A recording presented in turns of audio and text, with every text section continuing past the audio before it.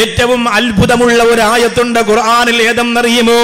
നിങ്ങളുടെ രോഗം മാറ്റാൻ, നിങ്ങളുടെ മുറാദ് ഹാസിലാകാൻ, നിങ്ങളുടെ ഇടങ്ങേറ് മാറാൻ, നിങ്ങളുടെ ബുദ്ധിമുട്ടുകൾ മാറാൻ, നിങ്ങളുടെ പ്രതിസന്ധികളെ മുഴുവനും പാല് പോലെ അലിച്ചു മാറ്റിത്തരാൻ, നിങ്ങളുടെ ജീവിതത്തിലെ മുറാദുകൾ ഹാസിലാക്കാൻ, മക്കളില്ലാത്തവരെ, വേദനിക്കുന്നവരെ, കടക്കണിയിൽ അകപ്പെട്ടു പോയവരെ, പ്രതിസന്ധിയുടെ പടുങ്കുടിയിൽ വീണിട്ട് കൈകാലിട്ടടിക്കുന്നവരെ, അള്ളാന്റെ ഖുർആനിൽ ഒരു അത്ഭുത ആയത്തുണ്ട്. അത് ഏതായത്തെന്നറിയുമോ? ഈ ആയത്തുണ്ടല്ലോ, ഈ ആയത്ത് രോഗം മാറണമെന്ന് ചിന്തിച്ചുകൊണ്ട് ഓതുന്നവന്റെ രോഗം മാറ്റും.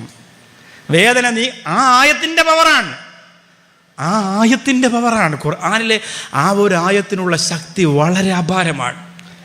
ഇത് പുന്നാർ ഹബീബ് സല്ലല്ലാഹു അലൈഹി വസല്ലം തങ്ങളെ കുറിച്ച്, സ്വലാത്തിനെ കുറിച്ച് പറഞ്ഞ ആയത്തല്ലേ. അതുപോലെ വല്ലുഹാ സൂറത്ത്. പ്രിയമുള്ള സഹോദരങ്ങളെ, സഹോദരിമാർ, നമ്മുടെ ജീവിതത്തിൽ നമുക്ക് ഏറ്റവും പ്രിയപ്പെട്ടത് നമ്മുടെ ഉമ്മയാണ്. ഏറ്റവും പ്രിയപ്പെട്ടതെന്ന് പറഞ്ഞാൽ അതിനപ്പുറം പറയാൻ നമുക്ക് വാക്കുകളില്ല. ഉമ്മയെക്കുറിച്ചുള്ളൊരു പാട്ട് കേട്ടാൽ ഉമ്മയോട് സ്നേഹമുള്ള മക്കൾ കരയും. ഈ മദ്ഹ് പാടാൻ മജ്ലിസുകളിൽ പോകുന്ന മാദിഹ്യങ്ങളായ മക്കളോട്, അവരോട് പോലും സ്റ്റേജുകളിൽ സരസിലിരിക്കുന്നവർ ആവശ്യപ്പെടുന്നത് ഉമ്മയെക്കുറിച്ചുള്ള പാട്ട് പാടുമോ എന്നതാണ്. പ്രഭാഷകരോട് ഉമ്മയെക്കുറിച്ച് പ്രസംഗിക്കാനാണ് ആവശ്യപ്പെടുക.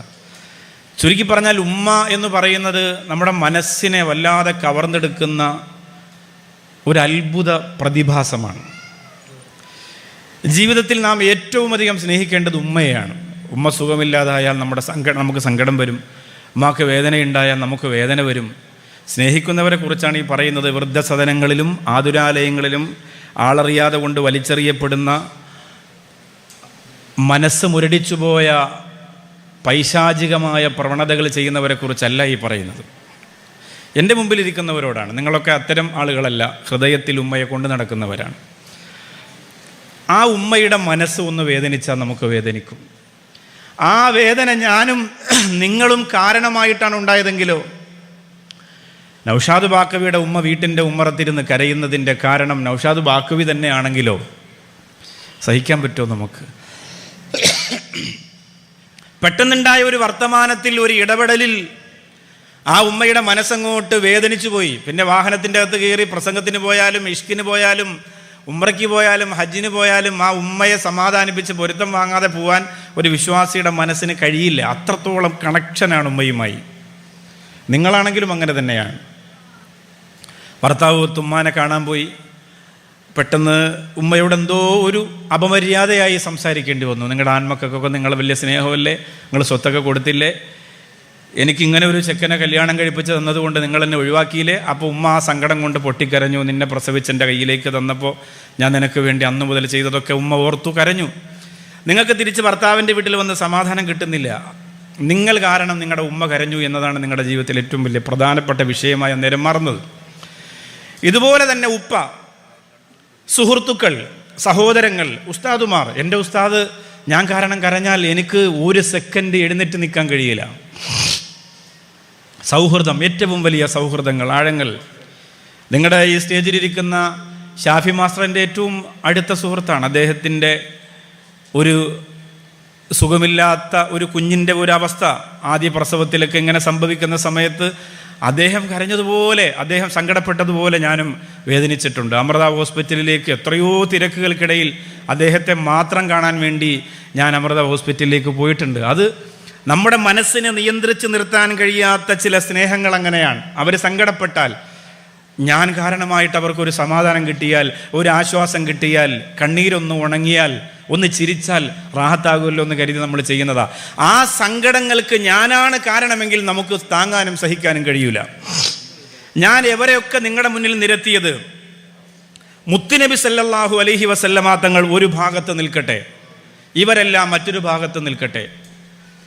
ഹൃദയത്തിൽ ഏറ്റവും അധികം നാം സ്നേഹിക്കേണ്ടത് ആരെയായിരിക്കും? ഉമ്മ, സഹോദരങ്ങൾ, മക്കള്, ഉപ്പ, ഉസ്താദുമാര്, ഏറ്റവും വലിയ സൗഹൃദങ്ങൾ, ചങ്കെന്നൊക്കെ നിങ്ങൾ പറയില്ലേ, എൻ്റെ ചങ്കാണ് എന്നൊക്കെ പറയില്ലേ, അവരൊക്കെ ഒരു ഭാഗത്ത് നിൽക്കുന്നു. മറുഭാഗത്ത് അള്ളാഹുവിൻ്റെ ഹബീബ് നബി മുഹമ്മദ് മുസ്തഫ സല്ലല്ലാഹു അലൈഹി വസല്ലം, അവർ മാത്രം നിൽക്കട്ടെ.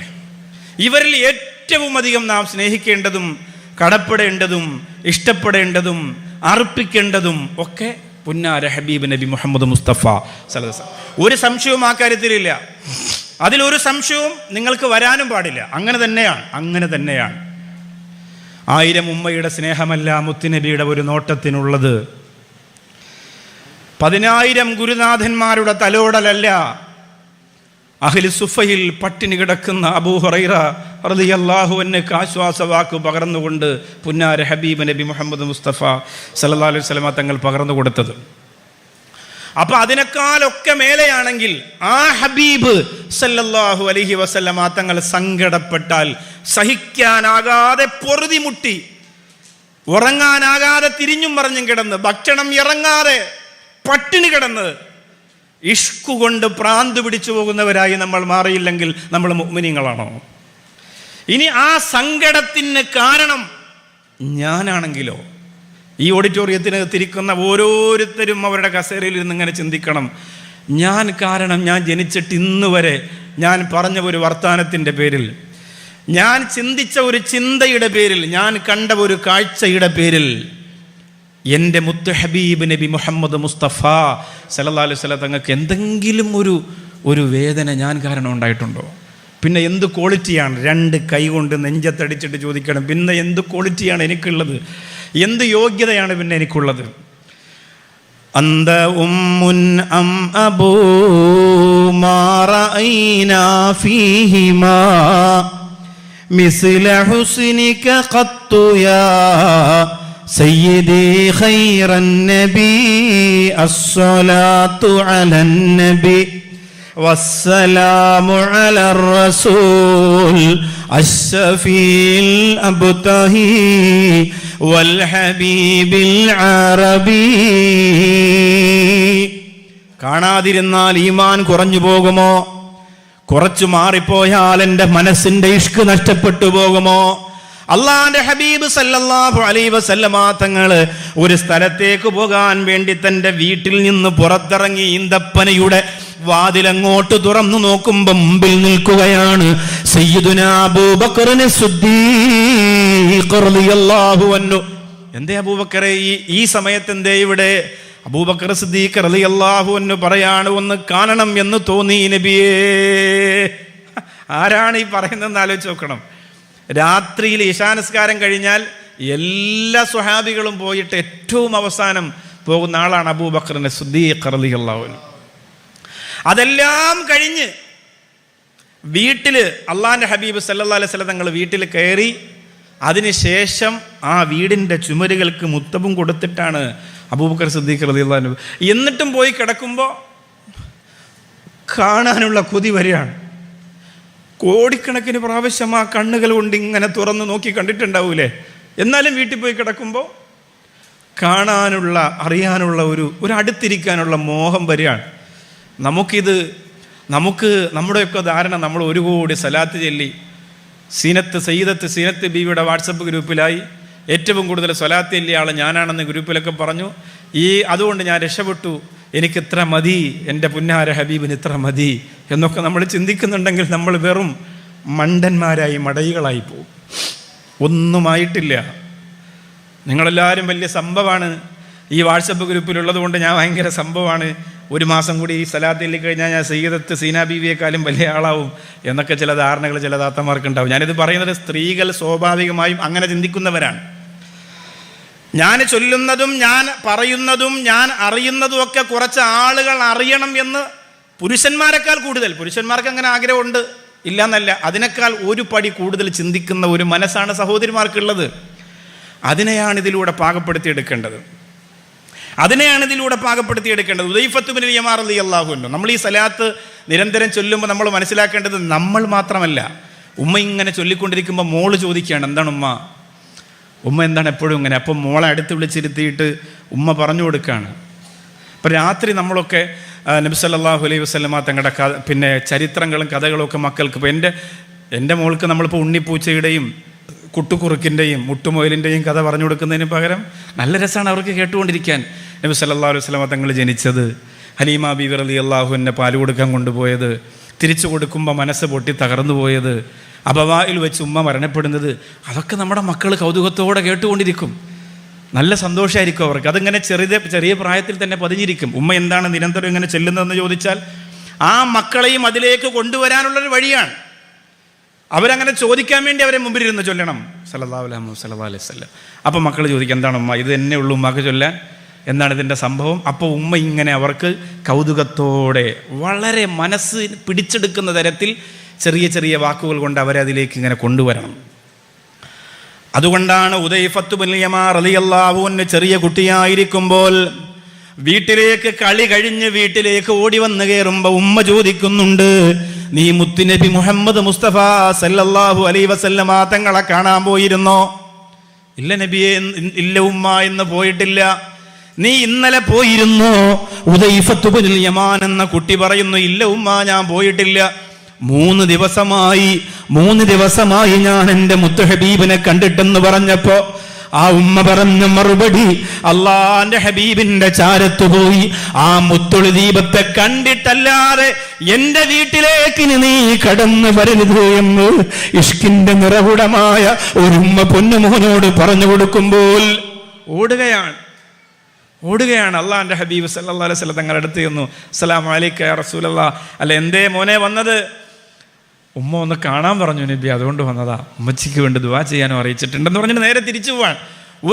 ഒരു നോട്ടം, ഒരു കാഴ്ച, അത് മാത്രം മതി. ഇതിനാണ് നിങ്ങൾ കാരണം നിങ്ങളുടെ പെമ്മക്കൾ മുത്തുനബിയെ സ്വപ്നം കാണണം.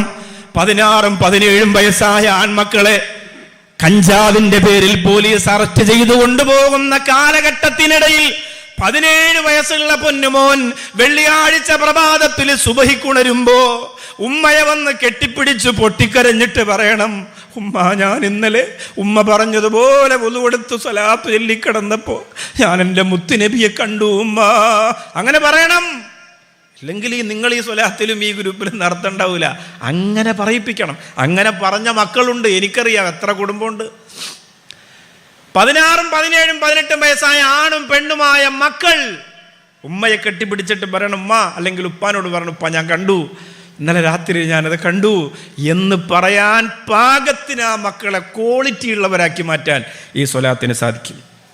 ഒരുപാട് പ്രസംഗവും ഒരുപാട് ക്ലാസ്സും ഒരുപാട് നമ്മുടെ മക്കളൊക്കെ അതിൻ്റെ ലോകത്താണ്. മോട്ടിവേഷൻ ക്ലാസ്, മനഃശാസ്ത്രജ്ഞന്മാരുടെ ക്ലാസ്, അങ്ങനെ ധാരാളം ക്ലാസ് ഇങ്ങനെ എടുക്കും. അത് മോശമൊന്നുമല്ല. ആ ക്ലാസ് ഇങ്ങനെ കാണും, കേൾക്കും. അതിന് ആ സമയത്ത് അവരോട് പറയേണ്ടത് എല്ലാത്തിനേക്കാളും ഉപരി എല്ലാത്തിനും മരുന്നാണ് സ്വലാത്ത്. നിങ്ങളുടെ മാനസിക രോഗത്തിന്, നിങ്ങളുടെ ശാരീരിക രോഗത്തിന്, നിങ്ങളുടെ മനസ്സിൻ്റെ ശക്തി കുറവിന്, നിങ്ങളുടെ ബുദ്ധി കുറവിന്, നിങ്ങളുടെ വൈഭവക്കുറവിന്, നിങ്ങളുടെ മണ്ടത്തരങ്ങൾക്ക്, നിങ്ങളുടെ മടിപ്പിന്, നിങ്ങളുടെ മന്ദിപ്പിന് ഒക്കെ മരുന്നാണ് സ്വലാത്ത്. ഇല്ലെങ്കിൽ ഈ ലോകത്ത് ഈ 10 മണിക്ക് ഈ പ്രോഗ്രാം നടക്കുന്നു എന്ന് പറഞ്ഞാൽ ഈ താത്തമാർ ഇവിടെ വന്നിരിക്കുമോ? ഈ സമയത്ത് എന്തെല്ലാം ഉണ്ട്. ഈ നല്ല മഴയത്ത് ഒരു ചെറിയ സുലൈമാനി ഇട്ട് വെച്ച് ഇക്കാൻ്റെ കൂടെ ടെറസിൻ്റെ മുകളിൽ കയറി ഇച്ചിരി മിച്ചറുമൊക്കെ എടുത്ത് വെച്ച് ഒരു 2 കൊച്ചു വർത്തമാനവും പറഞ്ഞ് കല്യാണം കഴിഞ്ഞ സമയം പോലും ഇങ്ങോട്ടുള്ള രസമുള്ള കഥകളും. അന്ന് ഒരു ബ്രഷിലായിരുന്നു 2 പേരും പല്ല് തേച്ചിരുന്നത്, ഒരു ബക്കറ്റിലായിരുന്നു കുളിച്ചിരുന്നത്. അതൊക്കെ രസമല്ലേ? അതൊക്കെ അങ്ങനെ പറഞ്ഞ് വെറും ഇഷ്കും കണ്ണീരും മാത്രമുണ്ട്. അതുകൊണ്ട് ഇടയ്ക്കൊന്ന് പറഞ്ഞതാ, മഴയത്ത് നിങ്ങൾ ഉറങ്ങിപ്പോണ്ടല്ലോ എന്ന് കരുതിയിട്ട്. അപ്പം അതൊക്കെ ഇങ്ങനെ പറഞ്ഞ് രസത്തിന് ഇങ്ങനെ ചായ കുടിച്ചിരിക്കേണ്ട സമയമാണ്. അങ്ങനെ ഇരിക്കേണ്ട സമയമാണ്. ആ സമയത്ത് നിങ്ങളിവിടെ എത്തിക്കണമെങ്കിൽ നിങ്ങളെ മന്ദിപ്പും നിങ്ങളെ മടിപ്പും നിങ്ങളുടെ സർവ്വതും ഈ സ്വലാത്ത് മാറ്റിയെടുത്തു എന്നതിൻ്റെ തെളിവാണ്. എത്ര അച്ചടക്കത്തിലായിരിക്കാണ്. ഇത് നിങ്ങളെ ക്വാളിറ്റി ഉള്ളവരാക്കാൻ സ്വലാത്തിന് കഴിയുമെന്നതിൻ്റെ തെളിവല്ലേ? ഈ ഇരിക്കുന്ന ആണുങ്ങൾ ചിന്തിക്ക്, പടച്ചോനെ, എൻ്റെ ഭാര്യ എന്തല്ല ഇതിനകത്ത് പെട്ടുപോകാത്തത്, അവൾ കുറച്ച് അടക്കി വഴങ്ങി ഒതുങ്ങി വീട്ടിൽ ഇരുന്നതിനല്ല റബ്ബെ ആലോചിക്കണം. എൻ്റെ മോൾ ഇതിനകത്ത് ഇല്ലാതായിപ്പോയല്ല. ഈ ലൈവ് കണ്ടുകൊണ്ടിരിക്കുന്നവർ ചിന്തിക്കണം, എവിടെയാണ് ഈ മഹാത്ഭുതം ഉസ്താദേ? ഏത് സ്ഥലത്താണ് സ്ത്രീകളെ ഇങ്ങനെ അച്ചടക്കമുള്ളവരാക്കി ഇരുത്താൻ, ഇങ്ങനെ സലാത്ത് പറയുമ്പോൾ കരയുന്നവരാക്കി മാറ്റാൻ, ഇങ്ങനെ മൊബൈൽ നോക്കാതെ ദുനിയാവിന്റെ ഒരു ചിന്തയുമില്ലാതെ മനസ്സിനെ ഇങ്ങനെ മദീനയിലേക്ക് കണക്ഷൻ വെച്ചിട്ട് ഇരിക്കാൻ പറ്റുന്ന ഒരു സദസ്സ് കേരളത്തിൽ എവിടെയാ എന്ന് ലൈവ് കാണുന്നവർ അത്ഭുതത്തോടെ ചിന്തിച്ച് ഓടിയെത്തണം. അല്ലാഹു തആല നമ്മെ എല്ലാം ഇനിയും നന്നാക്കി തരുമാറാകട്ടെ. കസറത്തു ഷൗഖി ഇലാ ലിഖാഇഹി. അവരുടെ അസുഖമായിരുന്നു നബി സല്ലല്ലാഹു അലൈഹി വസല്ലമ തങ്ങളെ കണ്ടുകൊണ്ടിരിക്കാനുള്ള ആർത്തി. എത്ര കണ്ടാലും കൊതി തീരൂലല്ലോ, എത്ര കണ്ടാലും. റോസാദളത്തിൻ ചെണ്ട് റോജാ റസൂലിൻ ചുണ്ട് രോമാഞ്ചമാലെ കണ്ട് തീരാത്ത ജായിബ് ചേലിൽ തിളങ്ങും കണ്ണ് തൊട്ടാൽ മിനുങ്ങും കവിള് തൊട്ടടുത്തെന്നുമെന്നും തങ്ങുന്നു തെന്നല്. എത്ര എഴുതിയാലാണ് എത്ര പാടിയാലാണ് തീരുക. മഹാനായ അഹമ്മദ് സവാബി റളിയല്ലാഹു അൻഹു ഒരു ദിവസം ഏറ്റവും ചുരുങ്ങിയത് 40,000 സ്വലാത്തില്ലായിരുന്നു. നിങ്ങൾക്കൊരു ധാരണയുണ്ടല്ലോ, ഞാനാണ് തൃശ്ശൂരിൽ ഏറ്റവും വലിയ സ്വലാത്തില്ലെന്നാണ്. സയ്യിദത്ത് ഖദീജ ബീവിയുടെ വാട്സപ്പ് ഗ്രൂപ്പിൽ ഞാൻ കഴിഞ്ഞിട്ടേ ഉള്ളൂ ആരും. ഈ സ്ഥാനം അവർക്ക് കിട്ടി. അവരുടെ കാലശേഷം ആർക്കെങ്കിലും ഈ സ്ഥാനം കൊടുക്കണമെന്ന് തോന്നിയാൽ സയ്യിദത്ത് സീനത്ത് ബീവിയുടെ ഖബർ സ്വപ്നം കാണുന്നത് ഞാനായിരിക്കും. കാരണം ഞാൻ ഒരു ദിവസം 1000 സ്വലാത്തിൽ നിന്നുണ്ട് പറയൂലേ. മഹാനായ അഹമ്മദ് സവാബി റളിയല്ലാഹു അൻഹു ഒരു ദിവസം 40,000 സ്വലാത്തിൽ. അങ്ങനെ കൂട്ടിയാൽ ഒരു മാസം ആകുമ്പോൾ 3,20,00,000 സ്വലാത്താവും ഒരു മാസം. അപ്പോൾ അവർക്ക് കുടുംബജീവിതത്തിന് സമയമില്ലേ, ഇൽമു പഠിക്കാൻ സമയമില്ലേ, പഠിപ്പിക്കാൻ സമയമില്ലേ, ഇബാദത്തിന് സമയം, ഒന്നും ചോദിക്കണ്ട, ഒക്കെ സമയം ഉണ്ടാവും. ഇത് ഏറ്റവും ചുരുങ്ങിയതാണ്, അവരുടെ ഒരു കണക്കിൻ്റെ ഏറ്റവും ചുരുങ്ങിയതാണ്. അല്ലാഹുവേ പടച്ചവനെ, ഞങ്ങളുടെ നാവ് കൊണ്ട് ഈ ലോകത്ത് നിന്ന് വിട പറയുന്ന സമയത്ത് പുന്നാര ഹബീബ് ഞങ്ങളുടെ മുമ്പിലേക്ക് വരണം. അള്ളാഹുവിൻ്റെ മലക്കുകൾ ചോദിക്കും, നബിയെ, തൃശ്ശൂർ ജില്ലയിലെ അല്ലെങ്കിൽ ഈ വാട്സപ്പ് ഗ്രൂപ്പിലെ ഈ പ്രിയപ്പെട്ട സഹോദരി മരണപ്പെട്ടപ്പോൾ എന്തേ അങ്ങ് കാണാൻ വന്നത്? ആ സമയത്ത് അല്ലാഹുവിൻ്റെ റസൂല് പറയണം, ആ നാവ് കൊണ്ട് പലരും കല്യാണം മുടക്കുമ്പോ, പലരും കളവ് പറയുമ്പോ, പലരും ഫസാദ് പറയുമ്പോ, പലരും ഈബത്ത് പറയുമ്പോ, പലരും കളിതമാശകൾ പറയുമ്പോ, ആ നാവ് കൊണ്ട് ജനിച്ചിട്ടിന്ന് വരെയുള്ളതിൽ ഏറ്റവും അധികം സ്വലാത്ത് ചൊല്ലിയത് ആ നാവ് മന്ത്രിച്ചതിന്റെ പേരാണ്.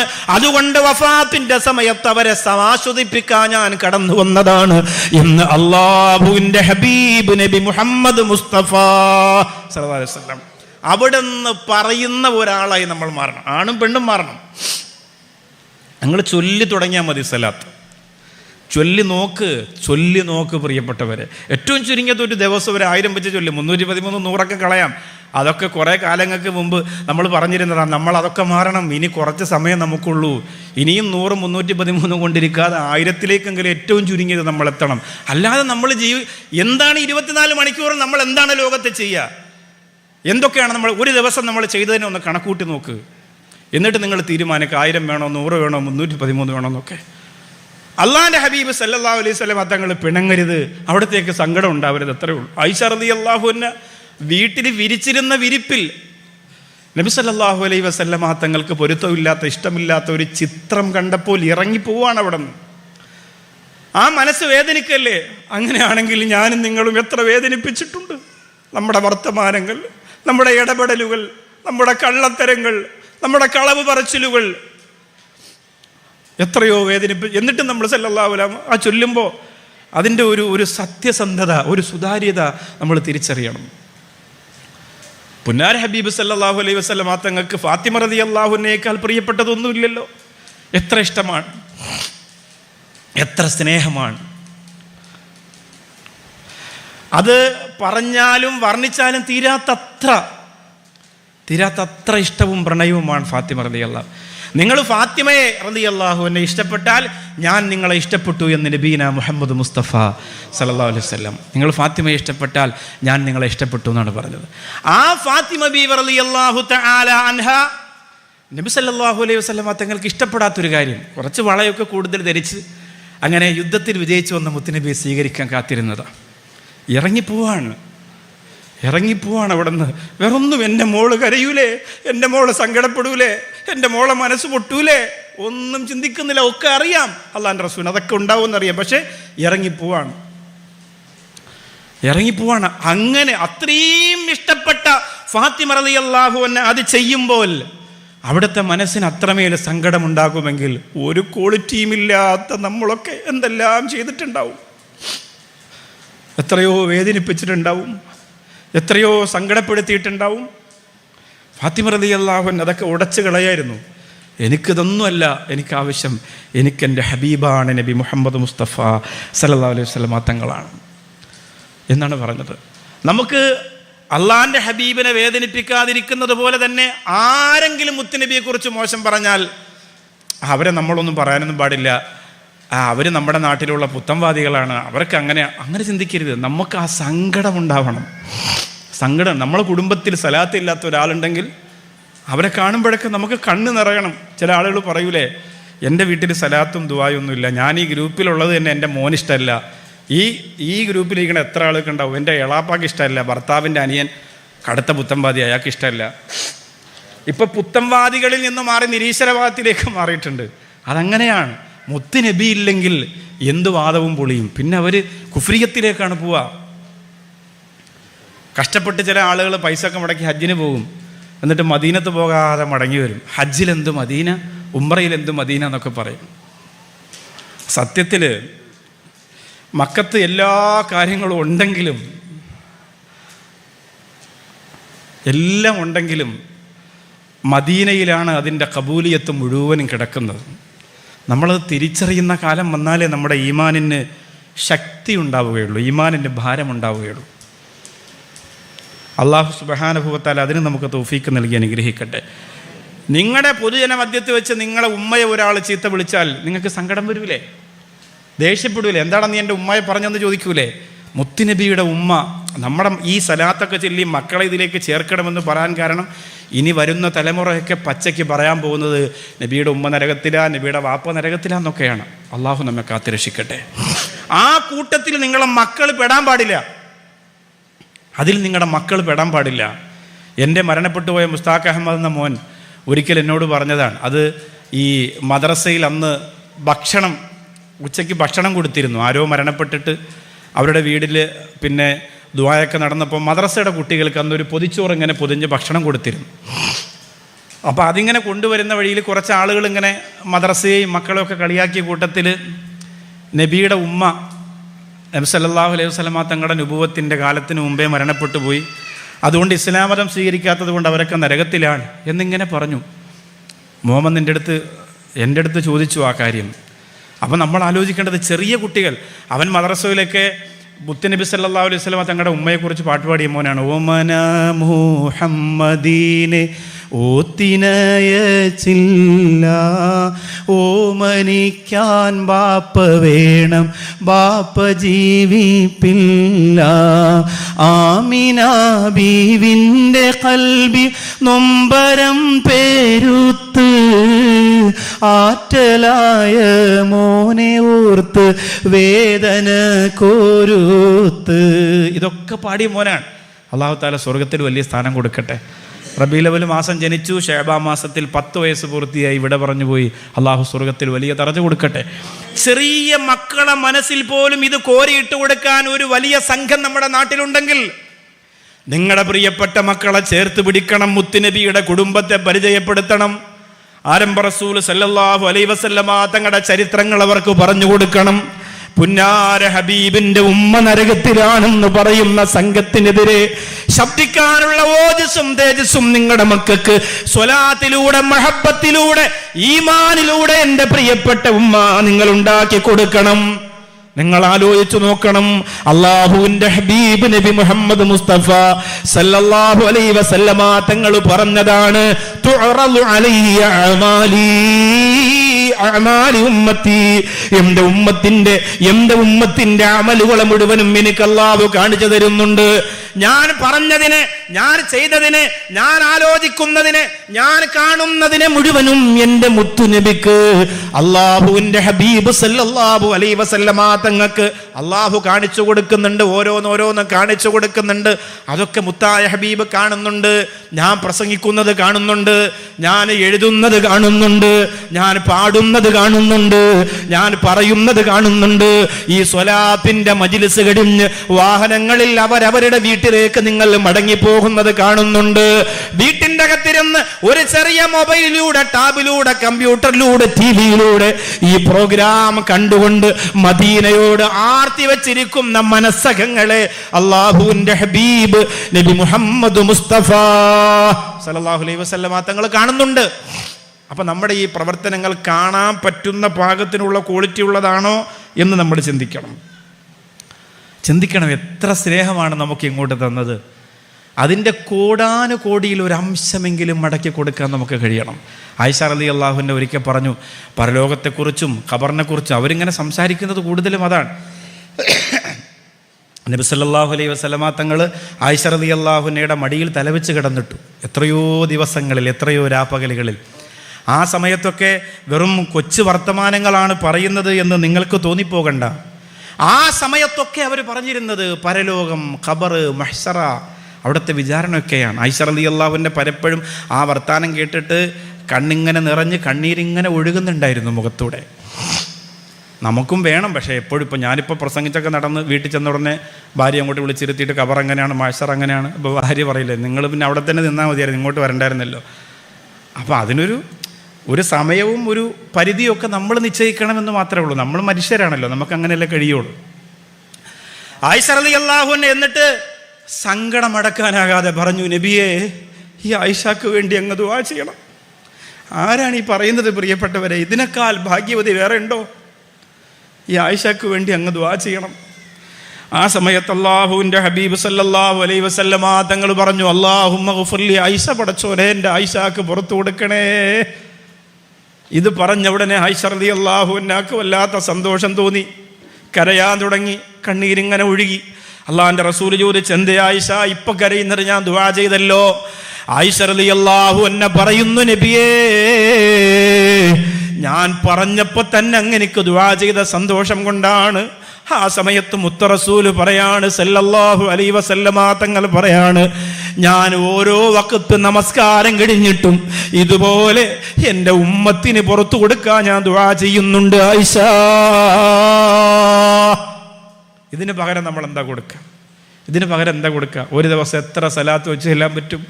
ഒരു ദിവസം എത്ര നബിയെക്കുറിച്ച് മക്കളോട് പറഞ്ഞു കൊടുക്കാൻ പറ്റും? അവരെ ആ രേഖയിലേക്ക് കൊണ്ടുവരാൻ പറ്റും? ഏത് നിരീശ്വരവാദത്തിലേക്ക് പോകുന്ന മോനെ നന്നാക്കാൻ ഇത് മതിയാവും. ഒരു വലിയ പഠനത്തിലേക്ക് അവർ പോകുന്നതിന് മുമ്പ് ഇത് മതിയാവും. പിന്നെ പതിയെ അവർ മനസ്സിലാക്കിക്കോളും. നിങ്ങൾ അത് പരീക്ഷണമായിട്ട് വെച്ച് നോക്ക്, പരീക്ഷണമായിട്ട് ചൊല്ലി നോക്ക്. ഒരു പരീക്ഷണമായിട്ട് ചൊല്ലി നോക്ക്. അങ്ങനെയും ചൊല്ലാം, അതിനും കൂലിയാണ്. അങ്ങനെയും ചൊല്ലാം. അങ്ങനെയാണെങ്കിൽ ഞാൻ ഇന്ന് മുതൽ ചൊല്ലാൻ തുടങ്ങാണ്. ഒരു പരീക്ഷണം. എൻ്റെ ഭർത്താവ് വലിയ കള്ളുകൂടി, അയാളെ കൊണ്ട് നിർബന്ധമായിട്ട് ദിവസം 1000 സലാത്ത് ഞാൻ ചെല്ലിപ്പിക്കും, കുടിച്ചോട്ടെ. നിങ്ങൾ ചൊല്ലി നോക്ക്. അടുത്ത സലാത്ത് വാർഷികത്തിന് നിങ്ങളിവിടെ വന്നിരിക്കുമ്പോൾ ഈ കസേരയുടെ ഫ്രണ്ടിൽ നിങ്ങളുടെ ഭർത്താവ് ഉണ്ടാവും. അങ്ങനെ നിങ്ങൾ ചൊല്ലിപ്പിക്കുമെങ്കിലും ഉണ്ടാവും. ഒരു സംശയവും ആ കാര്യത്തിൽ നിങ്ങൾക്ക് വേണ്ട കേട്ടോ, ഒരു സംശയവും വേണ്ട. 100% ഗ്യാരണ്ടിയുള്ള സാധനമാണ് സലാത്ത്. 100% ഗ്യാരണ്ടിയാണ്. ഒരു സംശയം ആ കാര്യത്തിൽ വെക്കണ്ട. വേറെ എന്തിൽ വെച്ചാലും ഇതിൽ വെക്കണ്ട. കാരണം അത്രയ്ക്ക് പുന്നാര ഹബീബ് സല്ലല്ലാഹു അലൈഹി വസല്ലമ തങ്ങൾ ആഗ്രഹിച്ചിരിക്കാൻ. മാത്രമല്ല, 2 മലക്കുകളെ അള്ളാഹു പടച്ചിരിക്കുന്നത്. നിങ്ങളെ ചുണ്ട് അനങ്ങുന്നുണ്ടോ എന്ന് നോക്കാൻ ഒരു മലക്ക്. എന്തിൻ്റെ പേരിൽ? സല്ലല്ലാഹു അലാ മുഹമ്മദ് എന്ന് പറയാൻ. അങ്ങനെ അനങ്ങിയാൽ എഴുതാൻ വേണ്ടി മറ്റൊരു മലക്ക്. ഈ 2 ജോലി മാത്രമുള്ള 2 മലക്കുകളുണ്ട് ഓരോ വ്യക്തിയുടെ കൂടെ. എൻ്റെ കൂടെയുണ്ട്. ഞാൻ വണ്ടിയിലിരിക്കുമ്പോൾ, യാത്ര ചെയ്യുമ്പോൾ ആ മലക്ക് ഇങ്ങനെ പറയുന്നുണ്ടാവും, ഇന്ന് നേരം പുലർന്നിട്ട് ഇത്രയും മണിക്കൂറായി, എത്ര സലാത്ത് നീ ചൊല്ലി. ഈ ലോകത്തെ പടയ്ക്കാൻ, ഈ പ്രപഞ്ചത്തെ പടയ്ക്കാൻ കാരണക്കാരൻ അള്ളാഹിൻ്റെ ഹബീബ് നബി മുഹമ്മദ് മുസ്തഫ. ഷജറിലാളിച്ചതും ഖമർ മോഹിച്ചതും ബഹറിലാളിച്ചതും ബദറിലാളിച്ചതും എല്ലാം നബിയെ തന്നെ, എൻ്റെ മുത്താം ഹബീബെ തന്നെ. അള്ളാഹിൻ്റെ ഹബീബ് സല്ലല്ലാഹു അലൈഹി വസല്ലം തങ്ങളെ കുറിച്ചാണ്.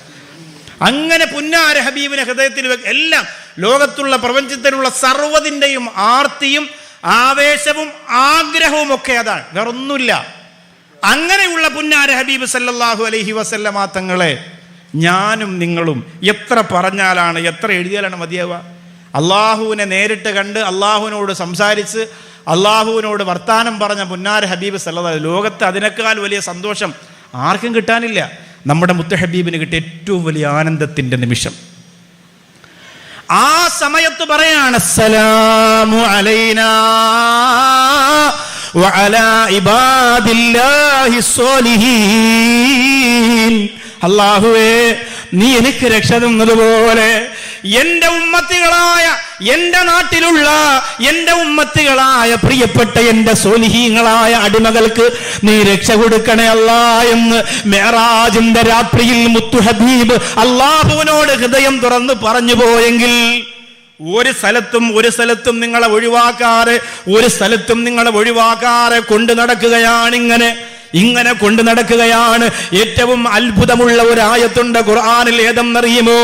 നിങ്ങളുടെ രോഗം മാറ്റാൻ, നിങ്ങളുടെ മുറാദ് ഹാസിലാകാൻ, നിങ്ങളുടെ ഇടങ്ങേറ് മാറാൻ, നിങ്ങളുടെ ബുദ്ധിമുട്ടുകൾ മാറാൻ, നിങ്ങളുടെ പ്രതിസന്ധികളെ മുഴുവനും പാല് പോലെ അലിച്ചു മാറ്റിത്തരാൻ, നിങ്ങളുടെ ജീവിതത്തിലെ മുറാദുകൾ ഹാസിലാക്കാൻ, മക്കളില്ലാത്തവരെ, വേദനിക്കുന്നവരെ, കടക്കണിയിൽ അകപ്പെട്ടു പോയവരെ, പ്രതിസന്ധിയുടെ പടുങ്കുടിയിൽ വീണിട്ട് കൈകാലിട്ടടിക്കുന്നവരെ, അള്ളാന്റെ ഖുർആനിൽ ഒരു അത്ഭുത ആയത്തുണ്ട്.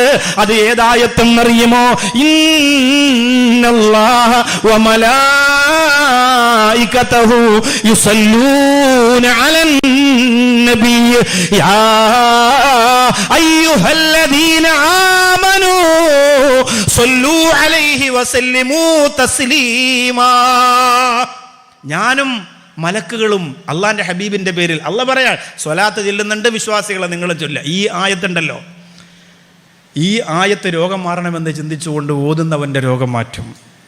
വേദന ആ ആയത്തിന്റെ പവറാണ്, ആ ആയത്തിന്റെ പവറാണ്. ഖുർആനിലെ ആ ഒരു ആയത്തിനുള്ള ശക്തി വളരെ അപാരമാണ്. ഇത് പുന്നാര ഹബീബ് സല്ലല്ലാഹു അലൈഹി വസല്ലം തങ്ങളെ കുറിച്ച്, സ്വലാത്തിനെ കുറിച്ച് പറഞ്ഞ ആയത്തല്ലേ. അതുപോലെ വല്ലുഹാ സൂറത്ത്, ആ സൂറത്തിന് ഇത്രയും പ്രത്യേകത വരാനുള്ള കാരണം ആ സൂറത്തിൻ്റെ സാഹചര്യം തിരിച്ചറിയുമ്പോഴാണ്. ഒരാൾ രാവിലെ പന്നിത്തടത്ത് തൃശ്ശൂർ കേച്ചേരിയിൽ കട തുറക്കുകയാണ്, കച്ചവടമൊന്നുമില്ല. അയാൾ രാവിലെ തുറന്ന് കയറി ഉടനെ ബിസ്മില്ലാഹിർ റഹ്മാനിർ റഹീം വല്ലുഹാ വല്ലൈലി ഇദാ സജ ഒരു 3 പ്രാവശ്യം ഓതാണ്. കുറച്ച് ദിവസം ഓതി നോക്ക്. എന്തേ നബിയെ ജിബ്രീൽ പിണങ്ങിപ്പോയോ? അല്ല പിണങ്ങിപ്പോയോ? ഇപ്പൊ ആയത്തുകളൊന്നും ഇറങ്ങുന്നില്ലല്ലോ എന്ന് ചോദിച്ചപ്പോ അറിയാതെ ഒരു സങ്കടം മനസ്സിന്റെ അകത്ത് വന്നുപോയി. ശരിയാണല്ലോ പടച്ചോനെ, ജിബ്രീൽ വന്നിട്ട് കുറച്ച് ദിവസമായല്ലോ. അങ്ങനെ സങ്കടപ്പെടുന്ന മുത്തു ഹബീബിനെ അല്ലാഹ്ക്ക് കണ്ടിരിക്കാൻ കഴിയാത്തത് കൊണ്ട് വല്ലുഹാ വല്ലൈലി ഇദാ സജാ മാ വദ്ദഅക റബ്ബുക വമാ ഖലാ. നബിയേ ഒഴിവാക്കിയിട്ടില്ല റസൂലെ. ഉമ്മ കുഞ്ഞിനെ ചേർത്ത് പിടിക്കുന്ന പോലെ അള്ളാഹു മുത്തുനബിയെ ചേർത്ത് പിടിച്ച സൂറത്താണ് സൂറത്തുൽ ളഹ.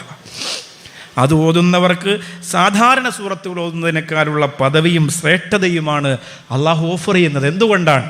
ആ സൂറത്തിൻ്റെ സാഹചര്യം അങ്ങനെയാണ്, ആ സൂറത്തിൻ്റെ അന്തരീക്ഷം അങ്ങനെയാണ്. നിങ്ങൾ ആലോചിക്കണം, നിങ്ങൾ ഇതിലല്ലെങ്കിൽ നിങ്ങൾ എന്താകുമായിരുന്നു? ഇങ്ങനെ ഒരു വാട്സപ്പ് ഗ്രൂപ്പിൽ നിങ്ങൾ പെട്ടില്ല. ഇതുവരെ നിങ്ങൾ ഇതിൽ വന്നതിന് ശേഷം ചെയ്ത ഒന്നും നിങ്ങൾ ആ സമയത്ത് ചെയ്യുന്നുണ്ടാവില്ല. ഇതുപോലെ എവിടെയെങ്കിലും പ്രസംഗം കേൾക്കാൻ പോവും, ബക്കറ്റ് കൊണ്ടുവരുമ്പോൾ ചെറിയ പൈസ അതിനകത്തിടും. അങ്ങനെ പിന്നെ സ്വർണ്ണമൊന്നും ഇട്ടുകൊണ്ട് പ്രസംഗം കേൾക്കാൻ പോകില്ല. അതിപ്പോൾ നേരത്തെ പ്രത്യേകിച്ച് അങ്ങളൊക്കെ വരണമെന്ന് പറഞ്ഞാൽ എന്തായാലും ഭർത്താവൊക്കെ ഊരി വെച്ചിട്ട് പോകും. അതുകൊണ്ട് ഇപ്പോഴത്തെ പ്രസംഗ സദസ്സുകൾ പുതിയ ഒരു സ്വർണ്ണപ്പിരിവാണ്. എന്താണെന്നറിയോ? നാളെ ഒരു സ്വർണം കൊടുക്കാമെന്ന് ആയിഷ ബീവി, അതാ വീട്ടിലിരിക്കുന്നത്, അവിടെ ഇരുന്ന് ഓഫർ ചെയ്യുക. ഭർത്താക്കന്മാരെങ്ങനെ പറഞ്ഞാലും ഇവരെന്തായാലും ഈ വഴി തന്നെ ഉണ്ടാവുള്ളൂ, അവർക്കറിയില്ല പാവങ്ങൾ.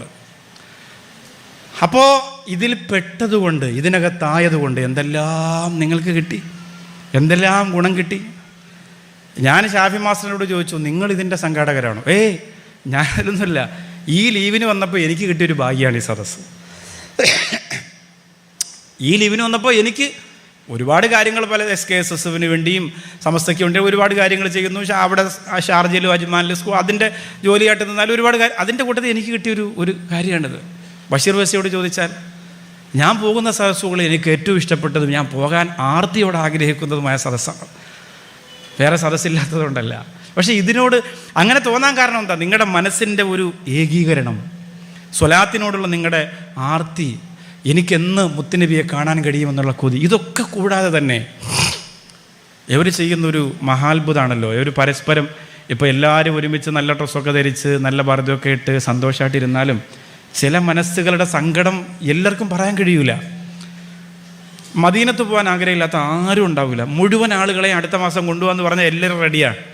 ഉള്ള പൈസ കൊണ്ടുവരും, നിങ്ങളെ കൊണ്ടുപോകാന്ന് പറഞ്ഞാൽ ഇപ്പോൾ തന്നെ സന്തോഷമുണ്ട് നിങ്ങളെ മുഖത്ത്. എല്ലാവരും റെഡിയാണ് മക്കത്ത് പോകാനും മദീനത്ത് പോകാനും. തീരെ നിവർത്തിയില്ലാത്ത, ഒരു കാരണവശാലും എങ്ങനെ പൈസ കൂട്ടി വെച്ചാലും ഒരു 10-30 വർഷത്തിനകത്ത് എന്തായാലും പോകാൻ പറ്റുമെന്ന് തോന്നുന്നില്ല. അത്രയ്ക്ക് ദാരിദ്ര്യമുള്ളവരുണ്ടാവൂലേ? അവരൊക്കെ നിങ്ങൾ മദീനത്തും മക്കത്തും കൊണ്ടുപോയാൽ നിങ്ങൾക്ക് കിട്ടുന്ന കൂലി എത്രയാണ്? ഞാൻ എൻ്റെ ഉമ്മയെ 2 പ്രാവശ്യം കൊണ്ടുപോയി. അപ്പോഴൊക്കെ ഉമ്മാനോട് എനിക്ക് ദുആ ചെയ്യണമെന്ന് ഞാൻ പറയേണ്ട കാര്യമില്ല. കാരണം എന്താ, കാബ ഇങ്ങനെ കാണുമ്പോൾ എൻ്റെ പൊന്നാരുമ്മച്ച് എന്തായാലും എത്ര മക്കളുണ്ടെങ്കിലും എന്തൊക്കെ ലോകത്ത് ആർക്കൊക്കെ ചെയ്യാനുണ്ടെങ്കിലും ആദ്യത്തെ വരി ദുആ എനിക്ക് തന്നെ കിട്ടുമെന്ന് എനിക്ക് ഉറപ്പാണ്. അതാണ് ആ കൊണ്ടുപോകുന്നതിൻ്റെ ക്വാളിറ്റി.